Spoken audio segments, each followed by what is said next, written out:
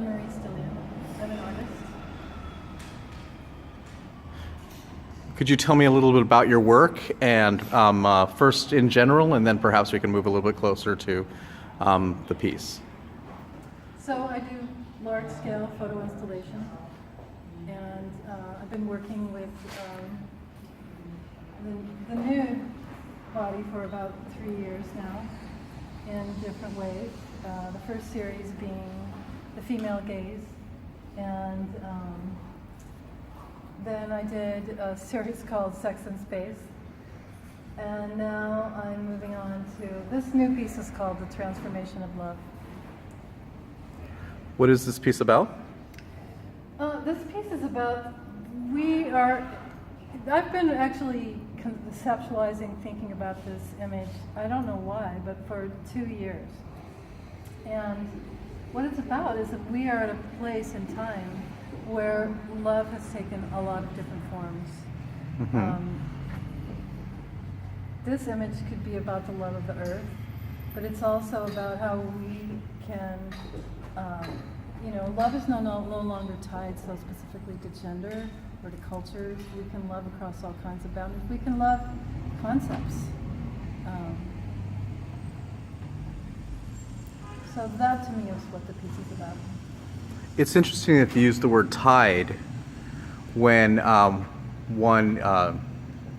word tide can also mean like the water coming in, as in the tide. Ah. So that's interesting. It is about this.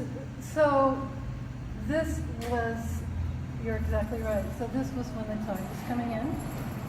So actually, when we first started photographing this particular shot, the water hadn't come in as far, so it came in while we were working. So you're right. It's about the tide. It's about the earth. It's about the water and the light on the water. And I don't know if people can really see this through the video, but there's an amazing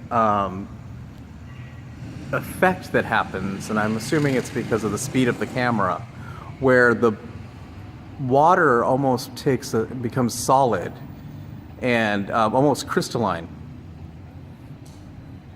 And I wonder, did you take the photo like with a high speed, or what?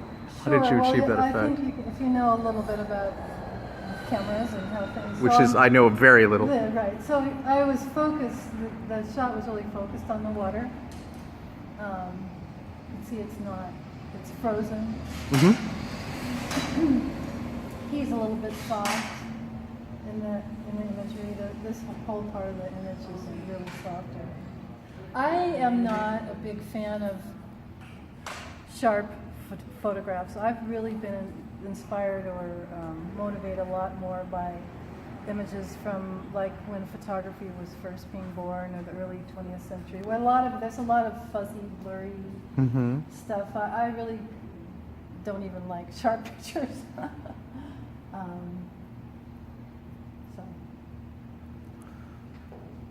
So I wonder, you talked about like soft photography, and I wonder if that doesn't somehow relate to the fact that you tend to focus often on the body, and the body itself is a soft object, and I wonder if there's any correlation there, or if I'm just sort of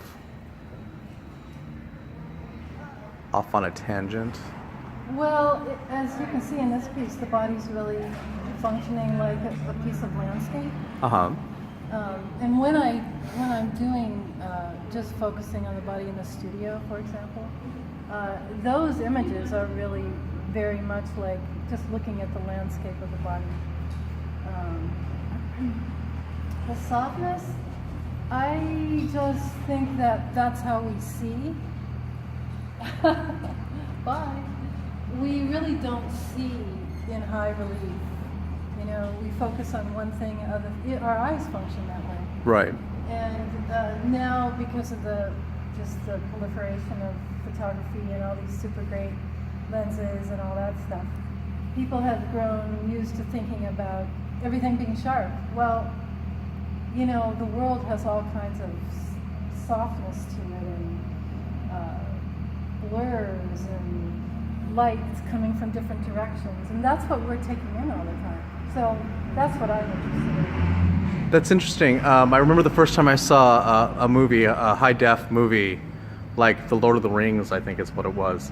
And it just was so odd and so awkward. Everything was so in focus, so sharp. And that's right. Our eyes just do not look at the world in that way. We kind of we focus on one thing and everything else goes blurry. And yeah. So to have everything at the same sort of high definition just seems very unnatural. Well, it's unnatural. It's because photography is still very much defined by the commercial aspect of it. Mm-hmm. You know, the film companies, the camera companies, you know, every software companies. They're often where people look for their guidance about photo. But again, I've been influenced by the early photographers, where you look at those great old, you know, like even like Edward Weston or Stieglitz, or, you know, there's just a lot of different kinds of textures and surfaces in those photos. Whereas modern photography, a lot of times, will depend on the sharp edges. I was really influenced by a man named Neil Lucas, who died a couple of years ago, but he taught for a while at Photo Center in Northwest, and I got to know him really well. And one day I was looking at stuff from my film camera, and I said, oh my gosh, you know, I did all these settings incorrectly. And he was like, no, you didn't. He said, that's what your job is as a photographer and an art photographer, is to play with all those settings and create your own relationship to those settings. And, you know, photography is so tied to other people's ideas about how to use the camera. So, like, my photographs are dark, you know. I'm interested in creating a more monochromatic, even within the realm of the color here. It's a darkish, almost monochromatic image. Cool. Well, thank you very much. Sure.